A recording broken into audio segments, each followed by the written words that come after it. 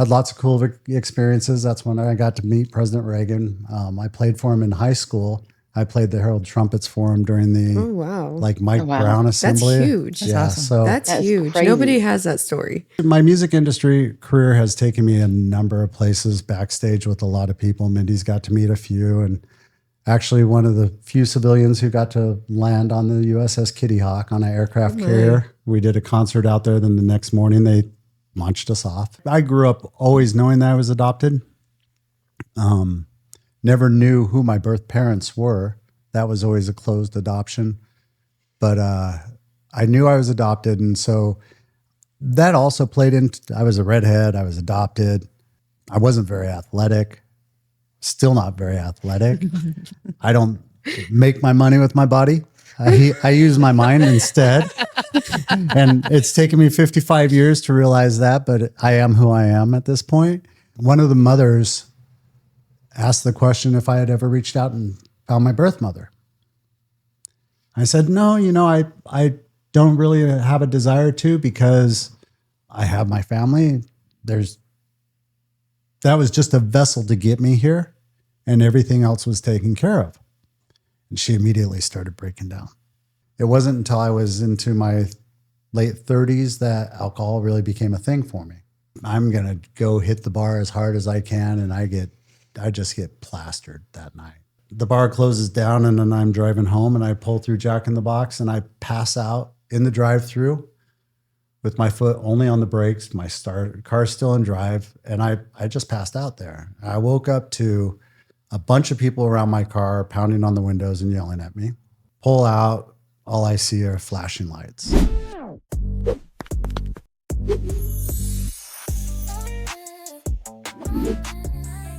Welcome back to Leave Her Wyld. And today we're going to continue on with our Get to Know the Crew series. And we're going to dig into someone who's usually behind the scenes, our producer, my husband, and my partner in crime. This episode's a little different because we are going to turn the camera on him, so you can see the full picture. The man behind the mic, the energy, the man behind the production, and the heart that keeps us going. Thanks. And the muscle. And the mover. And the hanger. The Diet Coke. The Diet Coke supplier. I know, him quitting Diet Coke has put a damper in Kelly's life. Yes, it really has. I get it. Yeah, me too. Not Wait a minute. today. Yeah. I know. I quit Diet Coke about a month ago. What made you do that? Just decided to. I ran out and I thought, I'm not going to go buy more. It's insane. That is insane. I hated that for Bad me, Kelly. choices. I had a really bad Diet Coke habit. I couldn't hardly afford to keep up with it. Price of diesel went up. I had to give up my Diet Coke. Oh my. Now it makes sense. Yeah. We'll get into that in a second, because we're gonna learn a lot about your story. Oh boy. We're gonna learn about his whole path, the journey that we've gone through together. We're gonna really try to dig deep to understand what it took for him to take the steps to find the strength for the person he is today. And the other thing we're going to talk about, and that we don't talk about enough, is what it means to be part of the 2%, the ones who really break the patterns and the ones who actually confront their demons and they move through them as a man and a woman, because not just men. But this one's personal. Yes. It's big time to me. So today we're going to give him this space, and we're going to give Jim the opportunity to tell us a little bit about him. Because, you've done a lot as a person. You've been in music, you have family, you've got personal major overcoming that you've done.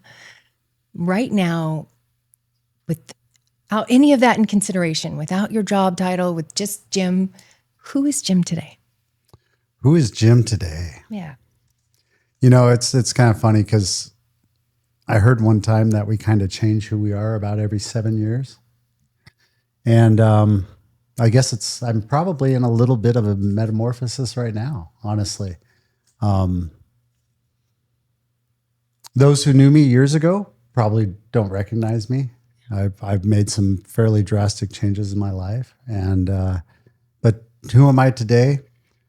I am first and foremost a father, a husband, a grandfather. Those are really the things that have anchored into my life and become important. It's one of those things that you don't really realize you miss until it's kind of been removed from you a little bit. And through my journey, I've kind of gave some of those things up. So I'm just grateful to have them back. Yeah, I notice you really tear up when you talk about our grandbaby. Always. I'm a crybaby, so it's going to happen. It is what it is. Well, Did you get a box of tissues? We do have a box of tissues right here. Good. You're ready. I do have an emotional Diet Coke too, just in case. Smart. I noticed you had some yesterday too. So Hey, tattletale. Jesus. right. Busted. You can't give up all your bad habits. well, I mean, I was doing about a 12-pack a day, honestly, Oh, wow. and now I do maybe 1 or 2 cans a week. So that's a big difference. For Yeah. me. That's a big difference. Huge. Yeah. So, Jim, music's always been such a really big part of your life. And I know it's not something that it's just coming to you like as an adult. This is something that's been in your life since you were a young kid. Can you tell us a little bit about like where it came from? Where did this whole music and vibe come from? I owe all that to my mom. Actually, she was very musical.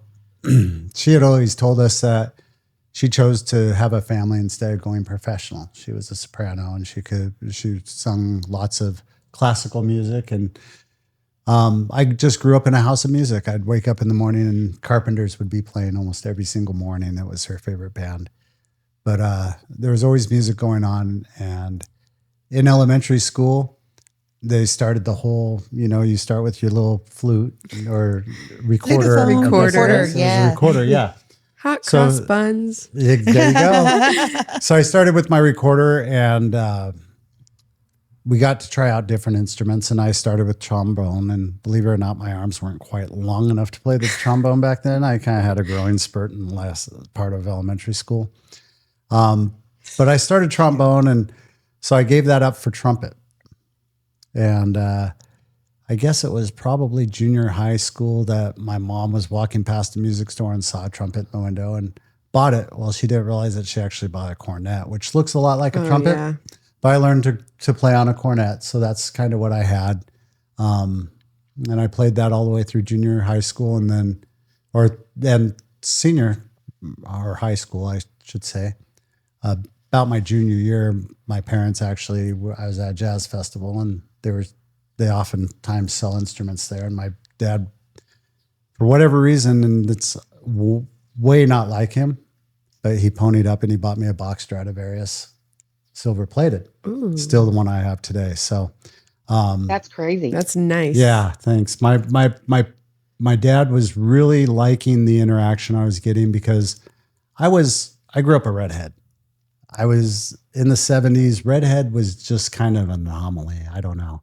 Maybe it's a little more accepted now with everyone painting their hair whatever color they want it to be. But a redhead was definitely a weirdo. And I kind of felt like an outcast. And so music was kind of that social gap, if you will, for me. I was in jazz band. I was in wind ensemble. I was in drumline after school, and I was in marching band. And music just kind of became my life. And it just kind of evolved. I mean, from there, I started DJing parties for band. And by the time I was 18, I had all my own equipment, was DJing dances. And that started kind of my DJ career, and launched a business with that and did weddings and had about 7 DJs working for me at one time. And we were doing a number of weddings every weekend. It was fun. So it sounds like it's always been a really big place of comfort for you. It's always been there. It kind of taps an emotion in people. And it's, even today when we're getting ready, we're doing an event next weekend, right? And just the stress. And I don't like doing it. I don't like setting up for it. But as soon as I start playing the first song and start moving people, it's all worth it. I was going to say, I call him my pipe piper. Yeah, music really does that for Yeah, you. I mean, it does. I play music as well. I still play in band, a Riverside Community Band, with a bunch of like old people, like old. See, you need to get back in it. Like us. No, us. like Why are you your pointing at me? parents, like old. But it's just, I feel like music just brings people together in all kinds of different ways. Like you and I probably feel music like on the instrumental level. I know when I like hear music, like even like pop songs, it's always the same 4 chords that are being played most of the time. But like I like to listen to classical music in my free time, like if I'm working on stuff, and it's just like something like I get goosebumps sometimes when I listen to music and going to concerts and things like that. So for you to be able to like DJ and bring that forward and help people like that, or move people that way at events and things like that. I mean, music makes the entire event a lot of the time, because if you have a bad playlist, it's just kind of like, For sure. And it's funny. Kelly's witnessed it. We took a trip.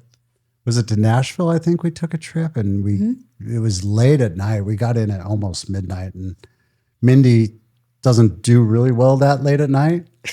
She was a little edgy, maybe, a little grumpy. a little cranky. So I pull out the Bluetooth while we're sitting on the curb waiting Piper. waiting for luggage. I remember. And instantly she just starts Just- dancing, yeah. and it just changed her mood instantly. And she pointed 100%. something out to me that I'd never realized after almost 13 years of marriage. Look at that. You can control her with your music. And ever since then, I've been on keen to that. What was that, Brandy? What I love is that you've been able to like continue that passion, because I too was a trumpet player. Oh, wow. I didn't know this about growing you. up. Yeah, I was a trumpet player and then bass drum player. I played And, bass drum in the music drum is line. Always, I marched the bass drum. I was the only Yes. girl. That's so cool. I didn't know Yes. the bass that. drum. And I've always just loved, I always had a passion and loved music. So the fact that you've made it your career, the audio, your career, and you've been able to continue that, it says something, right? Yeah. You're so special and lucky for that. Thank you, guys. Hey, I play clarinet. You're playing. We play- should put a band nice. together. We should get a Mindy Yeah. can sing and Maybe a we'll all little play. Oh, dude, chopsticks, baby. Little quintuplet action going on. For sure. You play the triangle. The dinner bell? the Uber Eats. The Uber Eats. My bedside Give her a bell. tambourine. You want to borrow my bedside bell? I'll write the script. All right. Enough about me. Let's talk about Jim. Okay. Bring it back. Bring it back. Full circle. So relatable. So do you ever feel like you use music as an escape yourself? I know you said that it was a really good thing for you as a redhead, but like, do you feel like it was an escape for you in another way? I do. Music can take me somewhere. And that's kind of, it's a good escape for me. I'll, whether it's just cruising down the road with it as loud as it possibly can, or just on a plane when I'm traveling and I just put my noise canceling on and put some trio or some jazz trio or just something to just kind of zone out to. Yeah. Yeah, it does definitely give me that release. Yeah. Yeah. Well, you have a really good way of knowing your audience too. Like you show up, every time you go in, like we go down to the garden and they're playing something. He's like, oh, no. Because it's not relatable to the crowd that's actually in there. So he'll look at the crowd and know exactly what to play. Mm-hmm. And then we're all of a sudden just getting out. The only time I get out of my seat and dance is when he's playing. It's a weakness of mine. I have a really hard time when the environment isn't matching the crowd. And it might be the control freak in me, but if I can change the environment and change the crowd, why not? Why not? And he does. I love it. Time and time again. It's so fun. Yeah. And that's the one thing I'll brag about on our events. We rarely have a problem. And I think because the vibe's so high, everyone's just, and that's the greatest thing. I hear the whispers. He's up on stage, he's working. He rarely hears the whispers, but we get so many compliments about people telling us what a great time they had, and just they appreciate it, all of it. And it's Always him a good that's time. controlling it's him Yeah. that's controlling it from that moment on. From the second they walk in, It's he's the got vibe. full control of the music and what they're experiencing, and and he watches everything. He's so strategic. He is. Yeah, I love it. Yeah. Yeah, it's fun. I admire it. My little Pied Piper. But it's been nice because I've been able to carry that music career on through my profession. Yeah, tell us about that. And I've been, since I started my DJ company back when I was 18, I did that up until I guess, my early 20s. And then I ended up going on the road with a group and did front of house sound and mixed sound for them. And so had lots of cool experiences. That's when I got to meet President Reagan. I played for him in high school. I played the Herald Trumpets for him during the Oh, wow. like Mike Oh, wow. Brown That's assembly. huge. That's Yeah, awesome. so That's That's huge. crazy. Nobody has that story. yeah, it was pretty fun. There were 5 of us that got to play the Hail to the Chief as he came out on stage, and it was at a rally. And then again, while I was working with the music group, he caught wind of us, and he wanted them to come sing to him. And this was after he was retired, and it was in his conference room in Century City. So we all went and had lunch with him, sat around the boardroom, got to talk to him, and he told us stories. And he was on the early ages of dementia, so he had some handlers in there kind of helping him fill in the stories.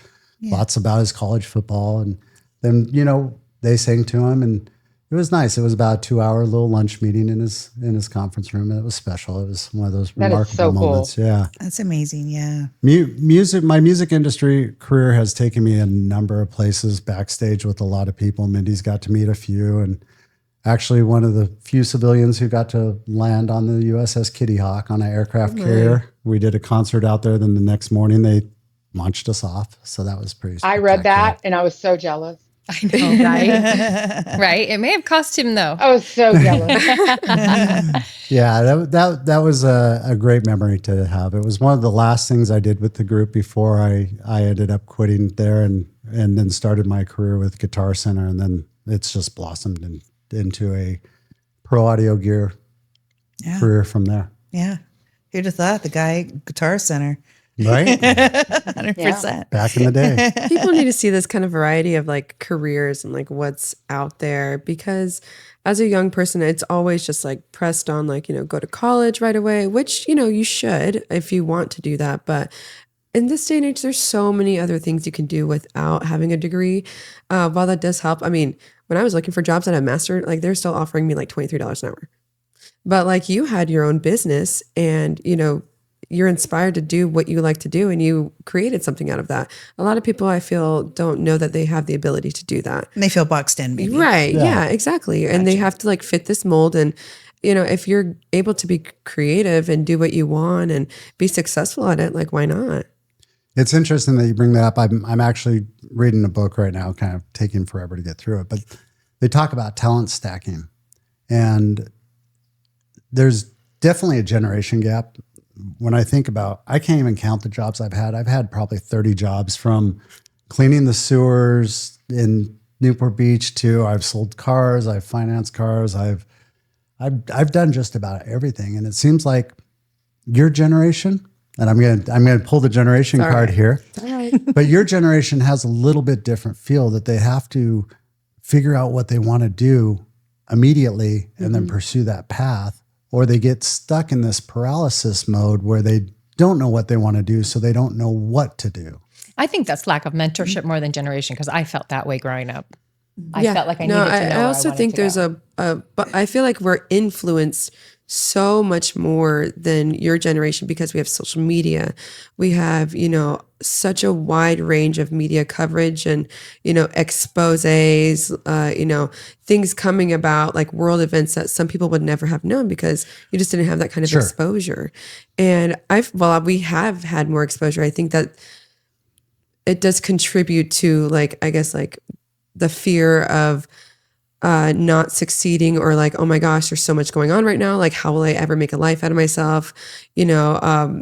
The economy too, I feel plays a role because people, I guess, they're applying for jobs, but like, there's like things like LinkedIn and Indeed that have ghost jobs, or, they're scams. Like we're getting scammed and things like that. It's like wild. Oh, we just had a friend Or like get scammed AI. last week. Yeah. Yeah, AI is also playing a huge role in like right now in people applying for jobs, but they don't even get seen for who they are. Right. Because nobody's Because of AI. because nobody's reading these resumes. But for you to be able to have so many experiences in so many different fields, like that's huge. I mean, I kind of have that too, but you kind of have to want to do that. You have to not be afraid to do that. Right. Like you said, like I do see like both sides. I'm no excuses here, but because I'm, 26 and I've had so many different jobs and I'm in a job that I never thought I would be in, but I'm enjoying myself. But a lot of people are afraid to make those jumps because people don't realize that it's okay to start over like, if you get a master's degree in social work and then you're like, don't want to do that anymore, that's okay. Yeah. That's okay, because we are young. Like, sometimes I feel behind. I think you can do it when you're older too. Exactly. Like, You so can do many a career people change at any time in restart. your life. You don't have to be 26. Right. No, so many people restart. I did. Like, I did. Yeah. yes, like, Yeah. getting I divorces, did. starting a new Yeah. job. Yeah. We all have. 6 years If ago. we look through this series that we've done of all these episodes of all of you guys, everybody's restarted at some point. Oh, And Couple that times. is a Couple times. constant in life. And that's Yeah. what I've learned from you guys. Yeah. Yeah. It's a constant. But you've got some really good foundations, and that's what it's about really, is when you put in those foundations, and it's a lot harder to Right. rock you off your foundation. When you put it in the pillar Yeah, stones, the cornerstones. That's what I'm trying to say. Well, And and I that, can tell you a lot of the, media and social media and everything that's at your fingertips, I feel like to the younger generations, it's crippling. Yes. Yes. Because everybody's watching each other get I married. have some employees that like really struggle, that struggle with, what's going on in the world, and it's crippling to them, and Mhm. we didn't have to worry about that. We didn't have to see it. I can like I attribute said, that I to like to live in parenting brain. too. What about parenting? I attribute that to how we parented this generation. Very different from Yeah. ours. We wanted to do something different. So we almost, because I have children. Coddled. Yeah, we coddled, coddled them exactly. too much. We They're didn't way too have, so coddled. we wanted them to have. Yeah. Yeah. We overindulged them. We coddled them. And now they're paying the price for it. And we are too, because they're staying at home. They won't get out. Speaking about children, I did not coddle mine. It took forever.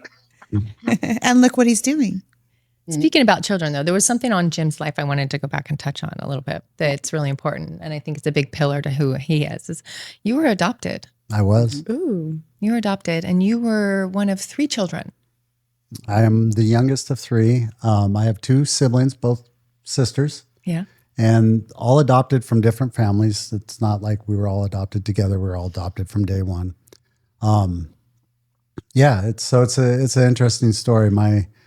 My parents obviously wanted to have kids. They wanted to have a third after they adopted 2 girls, but they wanted a boy. Yeah. So they waited for a boy to come, and they actually got a boy. Kind of a cool story, and took him home, and they had that boy for just, I think it was less than a week. I don't know exactly how long it was, but it was a couple days. I didn't know you had return policies on kids, but they basically called the adoption agency up and said, "This is not our child. This is not the one." Oh, wow. Wow. And they returned the child. And so then they got called again, and there was another child, and that was me. And so I was the second choice in their pick of a But boy. they knew it was you. You were right? They their kept you first because choice. You were theirs. That's correct. Their first So you were choice. their first choice. Mhm. Yeah. Yes. Yeah, she and I remember his mom telling the story. Like, I held that baby, and it just did not feel like my baby. It was not my baby. Yeah. He's like, I couldn't keep that baby. That was not my baby.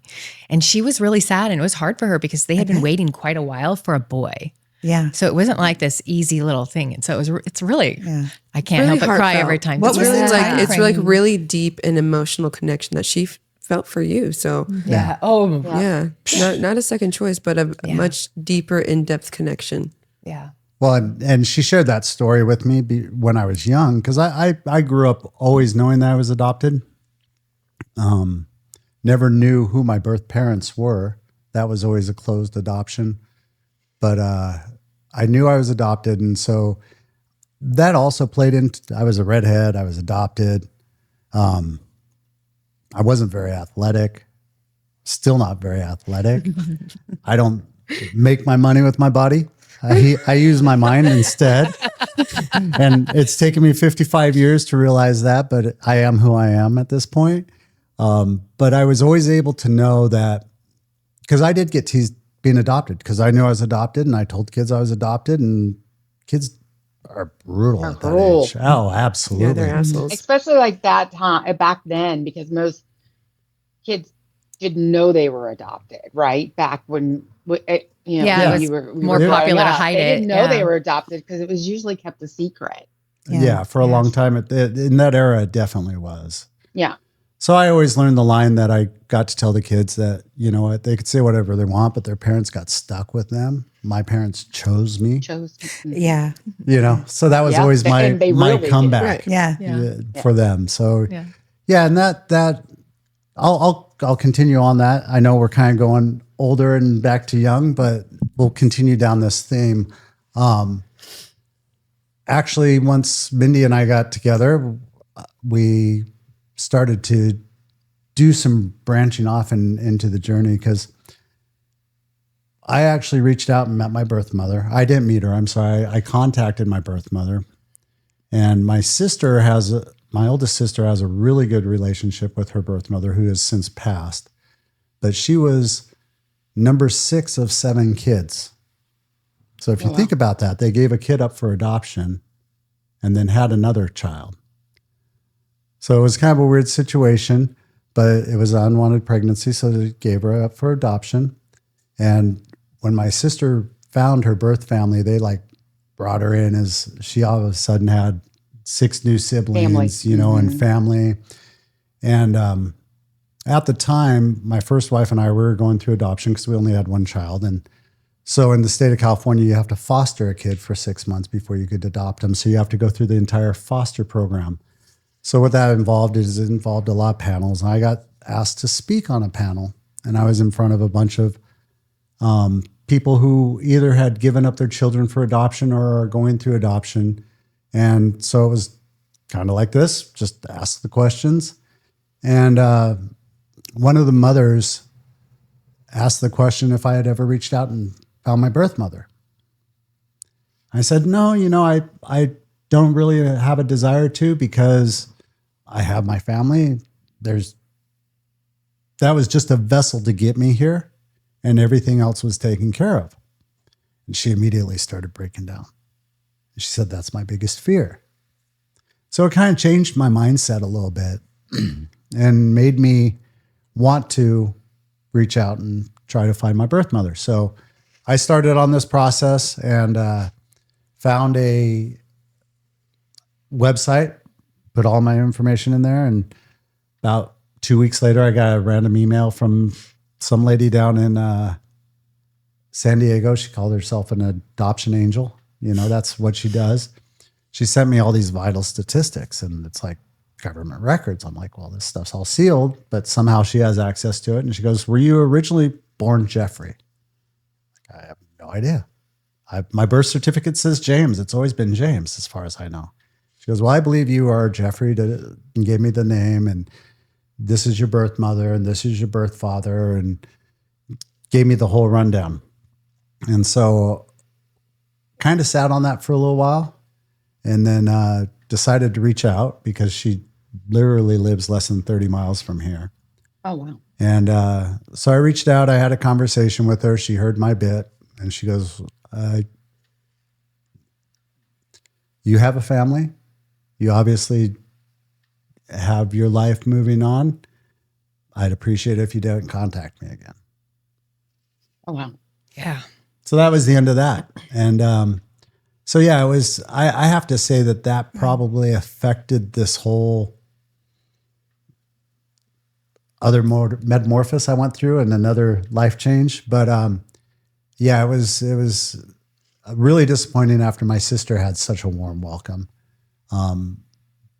But then we went down the road and ended up doing a little more investigation and found my birth father, who lives up near Portland. And I've gone and had breakfast with him. And it's really interesting to see who you look like. Mm-hmm. And 40 years into my life, I finally got to go see the man that looks like an older version of me. Wow.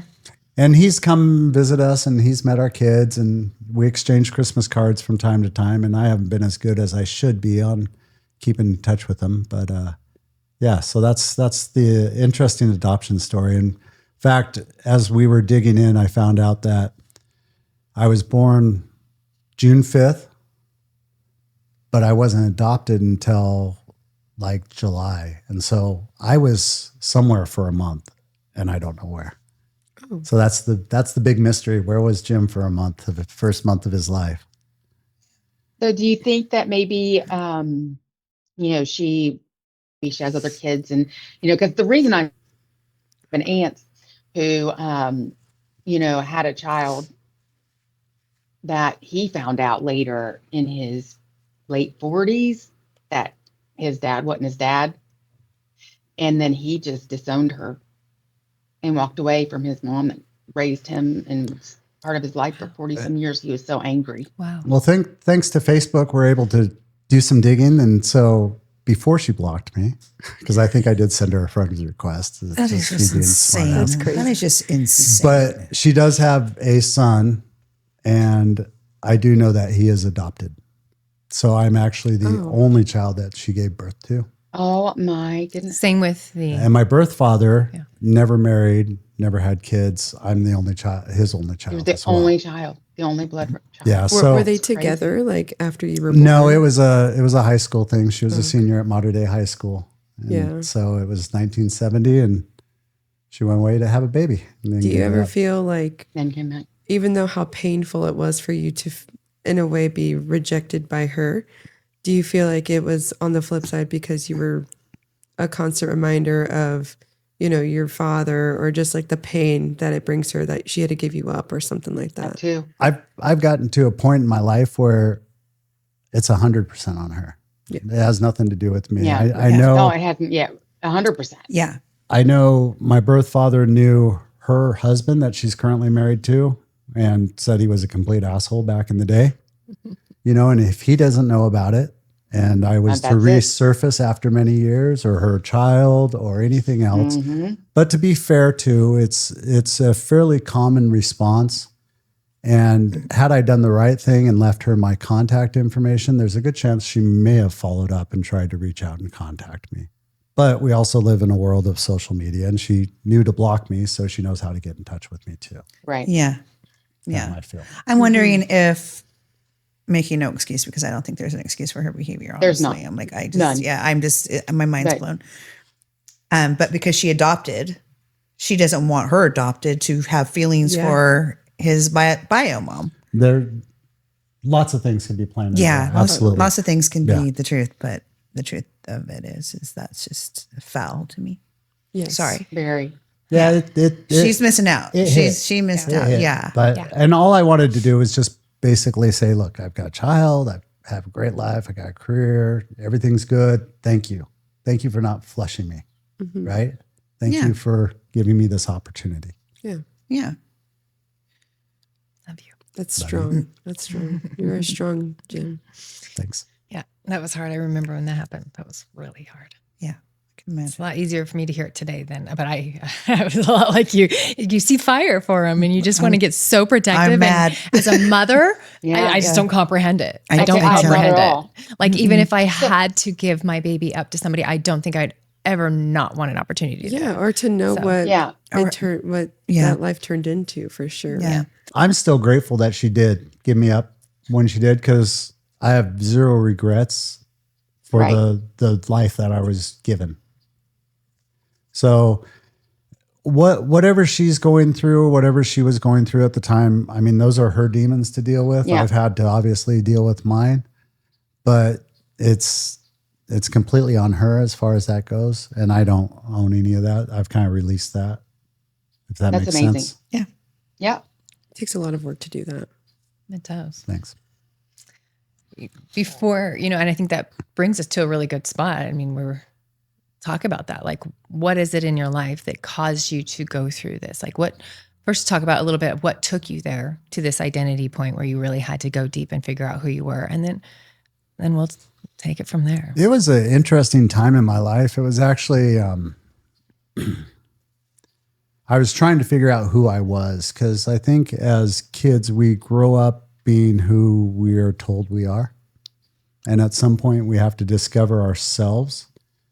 And I use the analogy, I walked into my room one day, because my room was always a mess as a teenager. And I have a million things. You go look at my nightstand right now, and you could imagine what the top of my dresser looked like, right? Had everything you could imagine.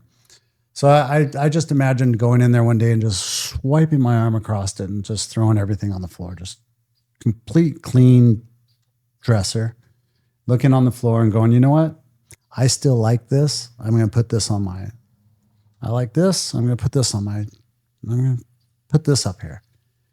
That's all that gets up there right now. The rest of the shit on the ground can stay there till I figure out if it's important to me or not. And that's kind of how I manage that whole part of my life. Is I was raised in a very religious home, raised Mormon. I can't say most of my family's still Mormon, but my father is still very active in the church. And it was really coming down to, I think that was what started it, me going, am I a part of this religion because I was raised in it? Or am I part of this religion because I feel it, because that's where I want to be? And I learned that in the analogy that I used, it was about religion. And it was literally took everything off. And I'm like, Jesus Christ, okay, I have a belief in him. The rest of the shit can stay on the ground. And I'm just going to start there with that. Yeah. And that became a relationship more than something I had to do because it was the way I was really raised, if that makes sense. And there was a whole lot of noise that was involved in that religion that I just left on the floor and just brought out the things that were important to me, how we treat people, how we act, things like that. And just kind of took the noise out of my life. Well, quite a bit of noise. Yeah. It's beautiful. You took the cornerstone. Yes, all the cornerstones, Yeah, all right? the cornerstones, Everything about my yes. life, the things that were important to me stayed. Yeah. Love it. Yeah. Love that. We're going to take a quick pause right here before we continue on with Jen's story, because if you like what this conversation and if it's resonating with you guys, we want to make sure that you guys follow or subscribe us at Leave Her Wyld podcast. And we don't want you to miss anything of any of our upcoming conversations. So now we're going to go right back into Jim. Jim, someone might say like you've had a pretty good life, other than like a little redhead bullying and stuff. I'm just kidding. I'm not trying to trivialize that or anything. But other than bullying, like you had a really stable house growing up. Your parents clearly loved you. And I know myself, like from the stories, your mom would frequently distract you and pick you up from school because she missed you so much. So there was no lack of love in this That is house. so cute. She would. I'd get a call to come to the office, and it's because my mom was there to check me out of school because I had a doctor's appointment I didn't know about, but we'd end up at the beach the rest of the day. Aw, my mom used to forget me sometimes. That is so sweet. I love that for you. So sweet. Yeah, I know. It's really fun. But like, so where would you say, like you went on, you ended up having a successful career in music, the thing you love. How does it fall? Where does it break down? When does it all start to go wrong? Where, can we unpack that a little? Where did it go wrong? Wrong's an interesting word, because When did it start had it getting not gone the way it went, I wouldn't be where I'm at today. Yeah. So I don't know that it necessarily went wrong. A lot of damage in the course, but I believe it went the way it was supposed to. Just not the way it was supposed to, if that makes sense. I think a lot of it comes from insecurity, not knowing who I was, because I wasn't living my life. This was all part of the whole clearing the top of the dresser off, right? That everything that was on that dresser represented everyone's life that I was trying to live. I spent my life going through the motions, doing the things I was supposed to, right? I finished high school. I went on a mission for my church, which was always taught the very next thing you do. Then you come home and then you get married. I was engaged 4 days after I got home. Holy cow. Wow. And Wow. I was married 3 After being months gone later. for 2 years? After being gone for 2 years, With yes. no communication? With what was supposed to be no communication other than letter writing. Oh, back he's and always a forth. bad boy. And I'd get in trouble for making phone calls too, because that's just who I am. Rebel.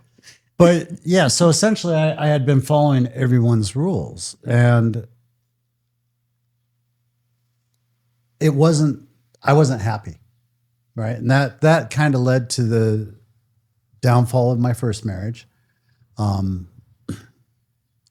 we had met, had a phone relationship up until I went on my mission, came home.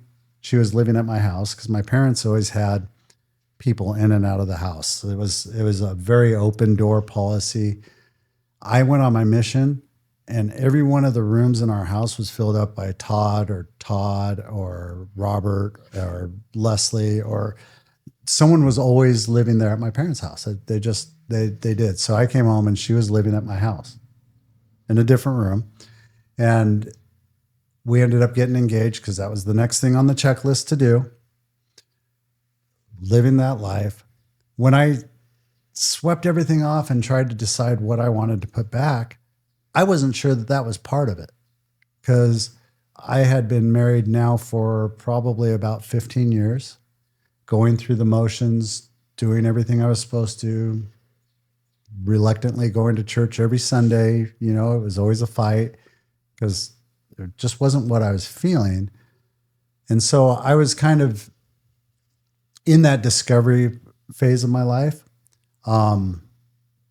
Grew up with alcohol as far as parties go in high school and go get drunk on the weekends, but, you know, wasn't supposed to. So it wasn't something that we did regularly.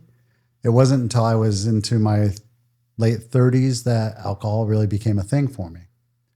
And it wasn't until many years later I found out alcohol could be a very bad thing for me. And I really, the one thing alcohol does is it plays to everyone's insecurities. It is like a magnifying glass on your insecurities. And if you have any slight insecurity, it's going to blow those up and make them the biggest thing in your life. And honestly, it was the insecurities that brought me down, because everything from my being a redhead, being adopted, all that stuff was still bouncing around in my head. I know in a couple episodes back, you guys talked about having imposter syndrome, right? Big time imposter syndrome, because at this time I had a thriving career. I was doing really good. Everyone was looking up to me. I was holding big callings in the church, but I was only doing these things because that's what I was taught to do. And it wasn't the passion inside me. So I think some of it came from me trying to discover myself, and mixing alcohol with that wasn't necessarily the best thing, because it was an introduction to it. I didn't understand what a poison it is and what it does to affect decision-making process. And, you know, they say one drink in, your decision-making process is degraded 50%.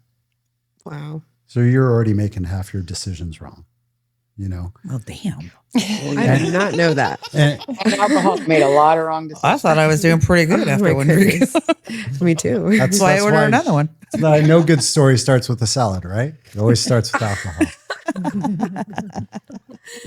We're enjoying some salad together. I got to the point where alcohol just was not a good thing for me. And Mindy talked about it on our last episode and kind of led up to that. So do I continue this at this point? Go for it. You guys. So yeah, I behaved very badly. Nothing really ever got physical between us, but it got violent in the way that I like to throw things. I like to break things. That was my release, if you will, right? But very intimidating, very scary to be around, all that stuff. And then when Mindy and I got to the point, and if you haven't watched the last episode, now you're going to have to go back and learn about short legs and what it can do to a marriage. But yes, we got to that point where Mindy had finally got to the breaking point. She had the strength, and she broke off, and she moved out. And so what do? I'm going to go hit the bar as hard as I can, and I just get plastered that night. So much so that the bar closes down, and then I'm driving home, and I pull through Jack in the Box, and I pass out in the drive-thru with my foot only on the brakes, car's still in drive, and I just passed out there. I woke up to a bunch of people around my car pounding on the windows and yelling at me. So I simply, go up, I place my order. I didn't know how long I'd been gone, but now that I think about all the people around me, it must have been a while that I was passed out. So I placed my order. I go up to the drive-through window, pay for it, pull out. All I see are flashing lights. So while I was passed out, they had called the cops. And so I got my very first and only DUI of my life. Spent a night in jail, which is a humbling thing. Those who have had the opportunities to sleep in a jail one night or not sleep in a jail overnight knows exactly what I'm talking about. And I was faced with a decision at that point, and I actually went to the bar after I got out of jail, because what else do you do at 9 a.m? But go down to the garden where all your friends are hanging out. And I called my buddy, and he's like, "Where you at?" I said, "I'm at the wine and beer garden." He said, "What you doing?" I said, "I'm just getting ready to have a Corona." He says, "Why don't you not do that?" It's a good friend. Yeah. It's a really good friend. Yes. Very And so good friend. I didn't. And so 4 years ago, I threw away my last full Corona. And at that point, kind of made a decision. Obviously, if you've ever been through a DUI, you know you have to go through your AA. You have to go through all these classes. And I was so drunk, I got to go through the extended class, kind of the graduate program, if you will. But I was in there for 9 months instead of the typical 3 months. Master's degree in Yeah. AA. Yes, I did get a master's degree in how to. Alcohol school AA. Yes. I'm glad we can laugh about this now. Thankfully. But I actually Yeah. enjoyed going to the AA meetings. I went to every single one of them in person. You could do them online, but I went to every single one of them because I listened and I started to hear my life repeated week after week, story after story. Then I realized that this isn't nothing new that I'm going through. This is a blueprint for stereotypical alcohol abuse, right? So it really made me kind of do some self-reflection and go, okay, maybe I am the problem. So through that, I was at this point living on my own. Mindy was living on her own. And essentially, we were still really friendly. And we had 2 little Jack Russells, and we shared custody. We both traveled for work a lot. I was living in my motorhome. She had her apartment. Never had And- an apartment. House. I'm sorry. She had her Get that house. straight. There's a difference. Yeah. She had her house, and we'd take the dogs back and forth, and we still had a good relationship. And every once in a while, we'd start to go to dinner and then start the whole dating process over again. And that went on for about a year, I think, before we tried to give it a shot again and put it back together. Before you move back in. Before I moved back in, Yeah. and we let the RV spot at Pechanga go. Right. And even then, I mean, yeah, let the, and like, yeah, even at then, that was hard for me. That was really hard. It was scary. That was a big leap of faith for me. It had only been a year. Yeah. It had only That's been a true year. testimony Yeah. to your guys' love and your relationship. Because Yeah. it's got to be a 100%. part like of a 1% like that would go through It's something like 2%. that. Yeah. Percent. 2%. Yeah. Yeah. Sheesh. And you know what? The 2% insane. really, the 2%'s not like about being like the 2%, the elite club. It's the characteristic of what it takes of a person who follows through, who looks at themselves, makes a reflection, and actually takes the action to make the changes. Right. That's the 2%. Yeah. That's how few, you know what I I mean? know. We all say, you know, I'm going to stop drinking on Monday, or I'm going to start my diet on Monday. I'm going to, you know, but few of us ever really do that. And that's what that's reflecting to. And he did. So Yeah. that's where I was like, he is the 2% that actually comes around. I mean, I was asking his friends if he was narcissistic. Do you think he's narcissistic? Like, seriously, I know you've known him a long time. I'm really confused here. Like, you know, Because you weren't seeing the true real him. I didn't know what I was seeing. Yes. I knew him. It was like, remember, I saw the normal Jim, the man I fell in love with. And then, Right. then he disappeared. So then I I didn't get know. love bombs? Yes, I didn't know what had happened. Like literally, like a flip of like the personality just changed. Yeah. Like you mentioned in the last episode, though, you really didn't have a lot of experience with alcohol or alcoholism, that kind of addiction. And so for you, it was also like a first time exposure. And I'm sure that was hard to navigate. I mean, not knowing what to do. It's hard to navigate anyway. Well, I didn't Yeah, it recognize just it. made it 10 Yeah. times worse, Mhm. especially. I didn't recognize it. And I did the number one thing you should not do, which don't fight with the drunk person. Yeah. I did not know, as silly as it is, I just never had that conversation with anybody. So I didn't realize. And I would go round and round and round with him like, I am You not. never win. No, you're never going to win. And it just continues to get louder and more aggressive and more hard feelings. And they don't remember a thing in the morning or right there and then. Matter. You know? Matter. Yeah. Yeah. True story. Yeah. What did the work look like for you? Like, what was not your plan? Because obviously, there's so many things. It's a broad term. Plan. Yeah. It never goes as straight line. It's not linear. But like, what did that look like for you? The self work or the Just like whole your kind journey of- through evolving, like you said, metamorphosis to kick that addiction. To pursue. What kept you I going? was Yeah, super, pretty much. I was super fortunate where I had a emotional addiction to alcohol. I didn't have a physical addiction to alcohol. I mean, COVID hit hard and we were, margaritas at lunchtime and then 5:00 came and it was more margarita time, we, there, They there, were to go. there were very few Yeah. days where alcohol was not involved in my life. So for me to not have a physical difficulty, like I didn't get the shakes or anything, I just made the decision and I did it. And it wasn't even making a decision. I made a choice and I did it. Right. Because I could either choose to have alcohol part of my life, or I could choose to have Mindy and my family part of my life. And it was kind of a no-brainer. Well, not wasn't- everybody would do that though. Yeah.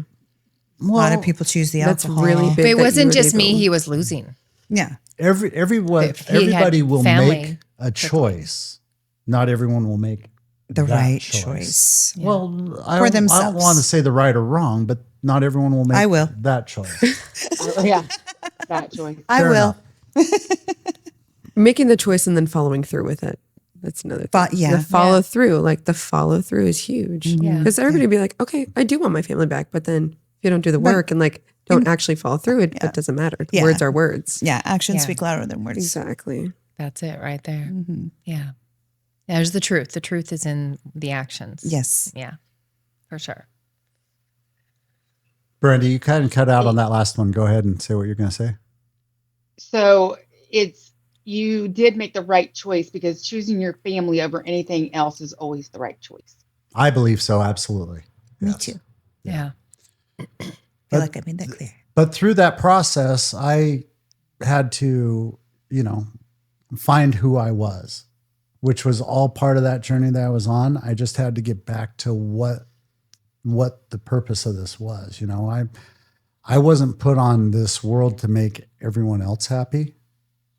I was put on this world to find joy. Amen. And being able to find joy while making others happy is kind of the frosting, if you will. Mhm. But number one had to be take care of myself and make these decisions for myself. My number one goal was to get back with Mindy from the minute she walked out the door. But none of these changes that I made could I frame as the end goal is to get back with Mindy, because I had to actually switch the focus from her back to me, Yourself. if that Yeah. makes sense. Oh yeah.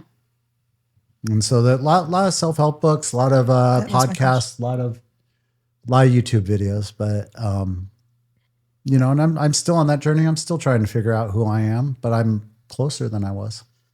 Yeah. I always You like to can't be say, good for I always like to somebody say, else. sorry, You're Brady. not good for yourself. Right. I was just about to say that. Like, Yeah, you you can't were- love someone fully unless you know how to love yourself. That's true. Yeah. I think the break apart for us personally was a really good thing in both sides of it because I had things to reflect on as well. I know this isn't the Mindy story, but there was things that I can't put all on him. I remember distinctly driving and I don't even remember what it was, but I remember having the aha moment going, oh, that's me. 100%. That's me. Whatever it was I was thinking, and that was that was a really important time in my life because I was like, well, this time is important for me, Yeah. So that's self-reflection in so many different layers.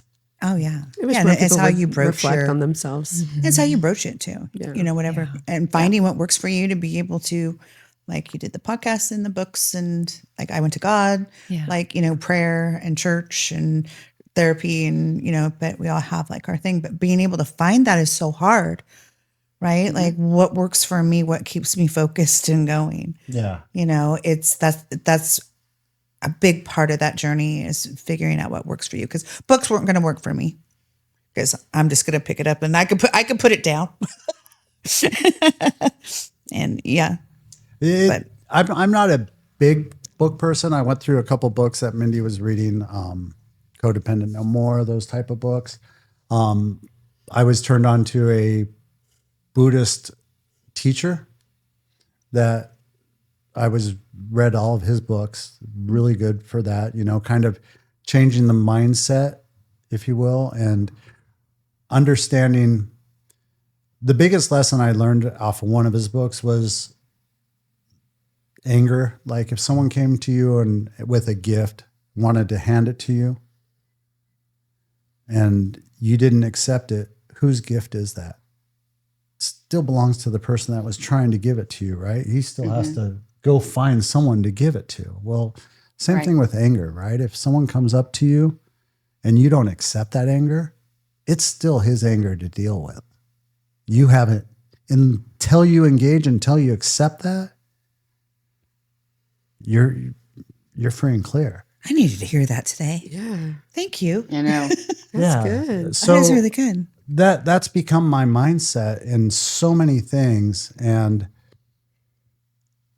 I'd rather have peace than be right all the time.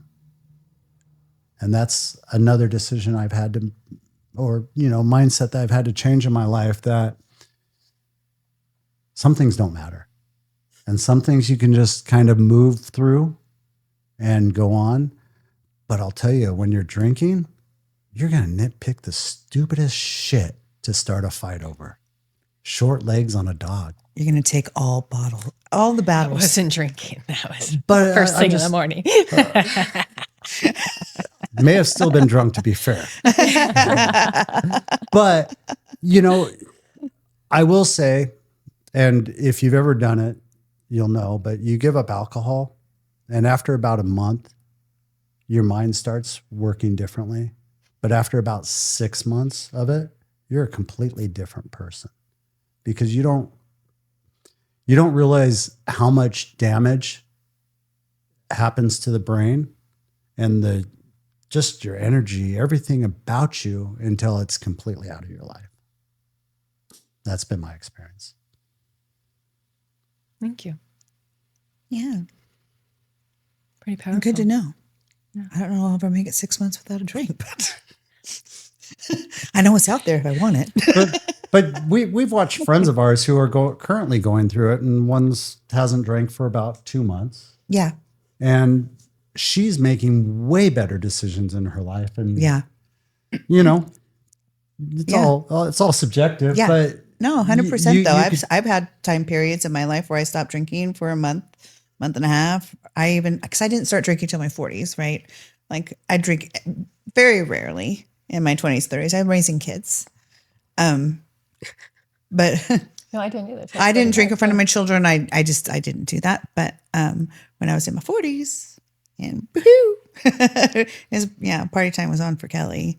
And I forgot where I was going with this, but because I'm thinking back, like, oh yeah, sobriety felt great, but yeah, you do have like that different mindset and stuff.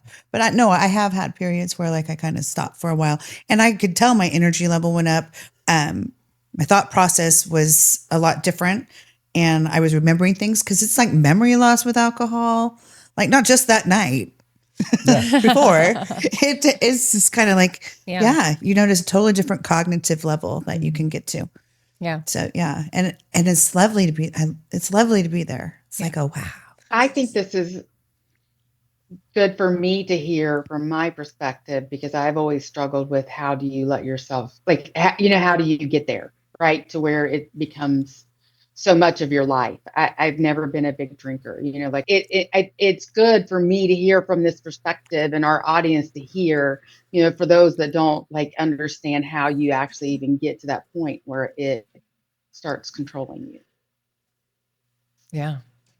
Yeah, because he wasn't controlled by it as much as like it wasn't I gotta have it. It's gotta have 5. But it controlled his mood, absolutely, and it Yeah. controlled everybody around him. We were on eggshells. Yeah. So for sure. Yeah. And that's the thing about it, isn't I didn't know. I couldn't even fix something. I had no idea. I was ignorant. So. Yeah, it doesn't control him, but there are a lot of people that it does. It did though. It controlled him. Yeah. Well, like in his it wasn't mood. like he had to have it. Yeah. It didn't control him. I need a snack. Physically, but there are people that it literally it gets to a point where it physically does control them. Right? Yeah. They can't go a day without it. Yeah. Yeah. Would you say that you've forgiven yourself? Oh, that's a great one, Ellie. That is a great question. I have, because again, I am of the mindset that we kind of reinvent ourselves every 7 years. It's that comes from, I was listening to a podcast, and it was interviewing this couple, and they were in their 90s, and they were talking about marriage and how they survived. And he goes, well, we've been married. I think they were married 70 some odd years, 75 years wow. is what it was. Wow. And they're like, how have you done it? He goes, well, I haven't been married to the same woman all 75 years. I've technically been married to about 10 and a half That's of them. awesome. 10 and a half different women across that span Yeah. of time, because we're supposed to evolve, right? We're not Evolve and change. supposed to all be the the same people. And, Mhm. I watch people, friends of mine in relationships, and they're like, well, she's totally changed. She's a totally different person. Well, why are you still the same person then? Yeah. Right? Yeah. If you're still the same person, you haven't grown, you haven't changed, you haven't stretched yourself. And that's kind of my belief. So yeah, that was that gym. I've had 2 other gyms since then. Right. And you got to let that stuff go. And today is today. Yesterday doesn't matter. And tomorrow's going to be whatever it's going to be. Stop worrying about it. Just live in today. And so that's kind of where it takes. And it's the whole one day at a time, right?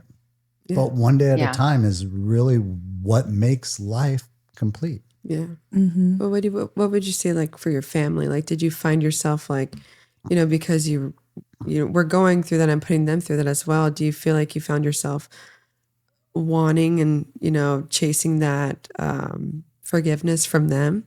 Did you find that hard to get forgiveness from them? I guess is I think there were some behaviors that I had that put my family in strain. And so there was a lot of work to undo all that. And it's not really that I've strived to get forgiveness from them, but I've just strived to be the best person I can and let them form their own opinion.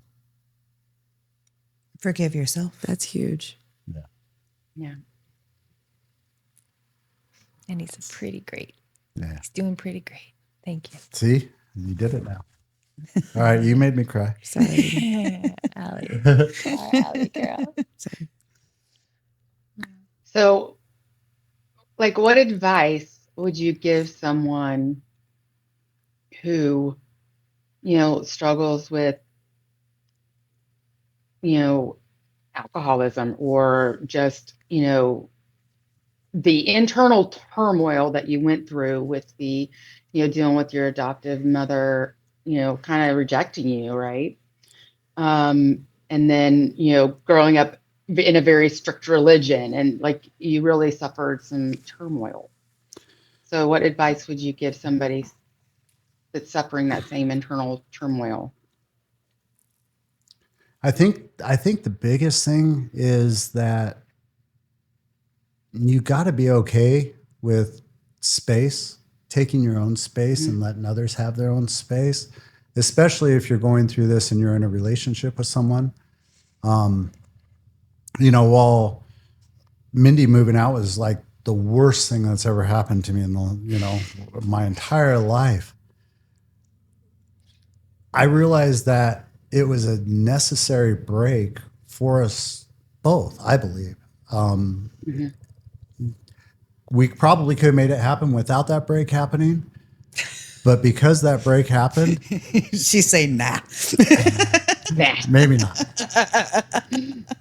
Well, I was going to say we would have been okay carrying on had I made the changes that I needed to make in my life and we not separated. Would you have made those changes if she hadn't left? Probably not. Yeah. But there were a couple contributing factors. The DUI was a big one, and realizing not only am I putting my life in jeopardy, but I'm the type of person that would not be able to live with myself if I hurt someone. And I drive a big F-350, and I always felt like I was safe because I was surrounded by steel, but God bless anyone I was around, right? Yeah. And having to get the DUI and go through AA and learning about behavior and reflecting back on my behavior, that had a lot to do with my change as well. But I don't know. I don't know if I would have changed had Mindy stayed. No, because it wasn't the first time I left. Remember, I left June, Yeah. and then we got back together in September, and now we're in the RV. And this, Yeah. So first time I left wasn't enough. Yeah. But he did. Like, he gave up hard alcohol. He was just drinking beers, but he was going was straight to the baby stepping IPAs. it. Well, no, he was still lying to everybody though. He was still lying to me. He was lying to himself. Like Himself. They were IPAs. Yeah. Yeah. They were IPAs. You could get just as drunk on beer as you can liquor. Yeah, absolutely. Yeah. Mm-hmm. Especially those IPAs. Yeah, but Oh my I gosh. didn't know. I have one of those. I'm like, Someone told me it. I was like, oh, 4%, 8% IPA. Oh, yeah. So I maybe have even been you that ratted yourself out one day when you're like, oh, there's as much alcohol in that as a glass of vodka. And I went, Well, it's kind of a lot of people. pre-chat GTP. A lot of people don't realize, but a glass of wine that's measured, a shot that's measured, or a can of beer it's all the is same. all the same. It's all the same amount of alcohol.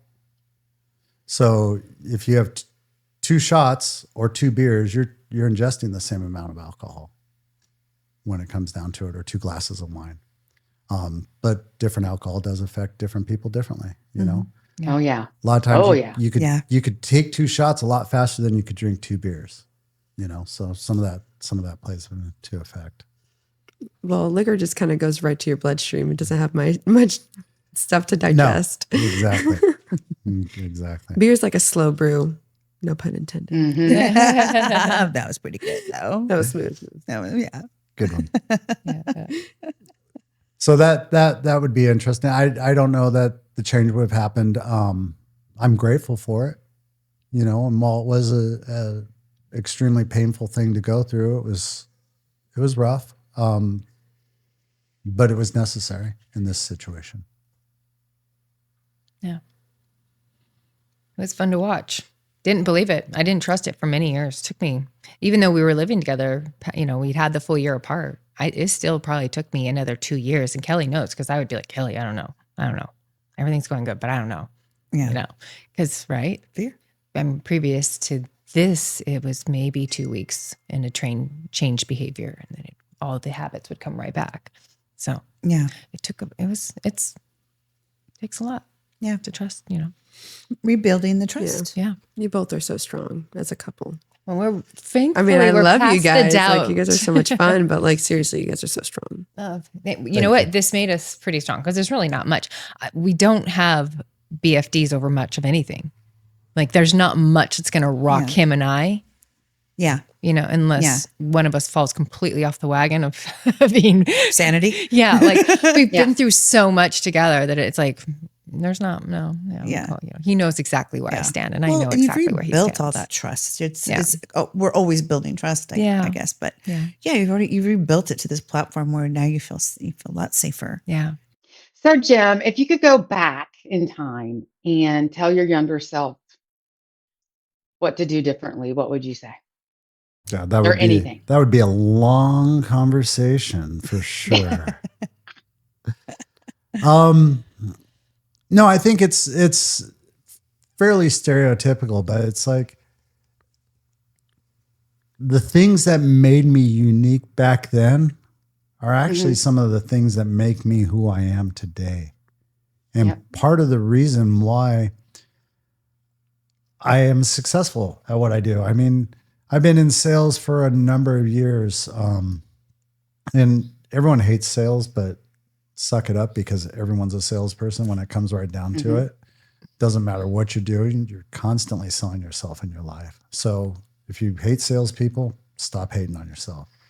But I would literally tell them, that need to exist, that people pleasing thing that got me in so much trouble as a young kid, because there's just no way to keep up with it. Once you learn how to channel that, it becomes such a powerful talent in your life. And, I think the other thing would be to don't be afraid to try new things. I was fairly timid. I mean, I didn't even zip line until I got married, and that's a whole story around that.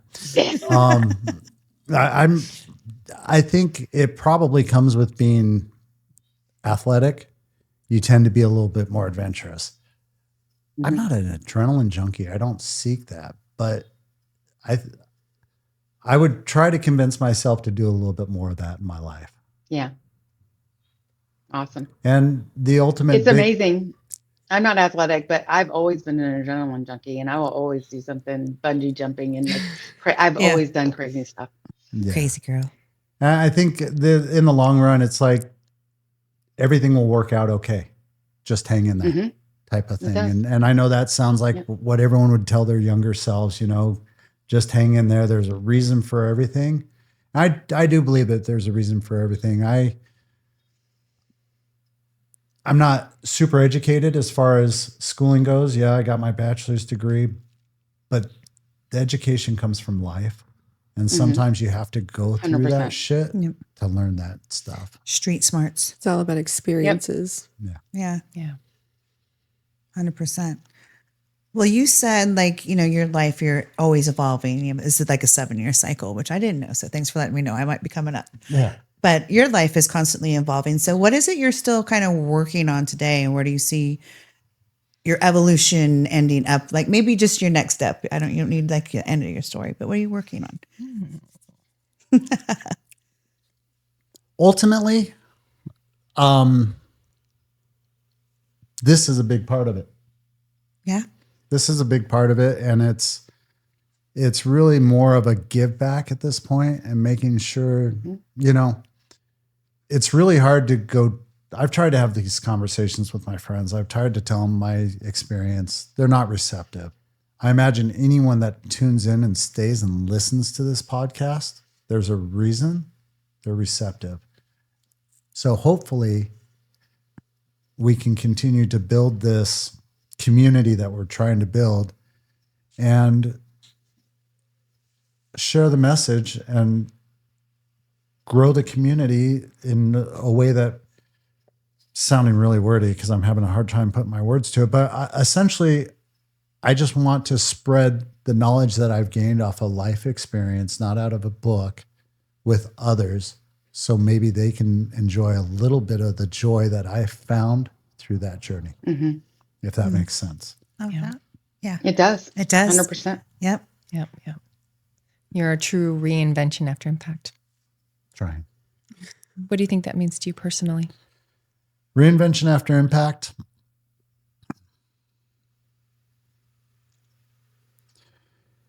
It's interesting because the first thing I think about when you think about impact is you think of a car accident or something, right? Boom. Now you got to put all this stuff back together. The way I look at it is when you take an impact, you have the choice of how you put those parts back together. You could put it back together into the same old jalopy that blew apart when you got in the accident, or you can upgrade some of those parts and put it back together in a better form. So I hope that I was able to pick up the right pieces off my dresser and put that back together in an assembly that makes more sense. If that makes sense. Like more That is fulfilling. amazing. That does More make That sense. was an Yeah. amazing. That's an amazing analogy. Yeah. Yeah. I couldn't live without you. So Thanks, babe. I love you. love you. Thank you. I never pictured him doing this for me. That was the thing. It was not necessary. And I love that he didn't come home going, I'm doing this for you. It was, sat one night in jail, barefoot, no socks, Cold. had a lot of thinking. And it was about that and the self-reflection. And that was, to me, that was the best thing about it. Because it wasn't, we all want to think that they're doing it for me, Yeah. and that would feel good. And I knew ultimately he wanted me back. It wasn't about that, but that he was doing it for him was what meant the most. Yeah. Because you can't break that. You can't blame me on that. Right. Right. Yes. So, yeah. Thank Because you. we'll always Can't fail. say, "I We'll did always this fail for the you." people we love. Nobody's That's correct. perfect. Yeah. Yeah. It's his journey. And but you failed me, so I tripped. Right. It's all on you, buddy. Mhm. I'm just going to stand back and I'm here to support you, but this is your journey, baby. Yes. Yeah. Yeah, absolutely. Well, thank you so much for being here. And Thanks for sharing having me. it. It's Yeah. fun to be on this side of the camera. Yeah. Sort of. Yeah.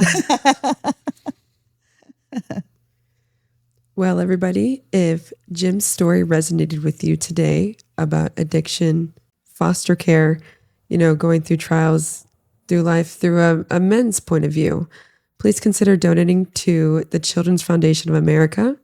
They are an organization that serves foster children who have been through trauma, abuse, anything of that sort. They pretty much bridge the gap between state funding and an actual child's needs. Thank you so much. This is Leave Her Wyld. Until next time, tune in.